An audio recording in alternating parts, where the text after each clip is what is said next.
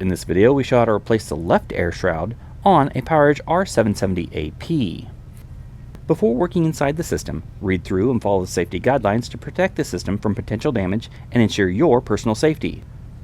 For more information about safety guidelines, see the service manual at dell.com/support. With the cover removed, to remove the left air shroud, disconnect any cables that might be going over it. In this case, there are none. So pull back on the latches and then lift up on the air shroud to remove.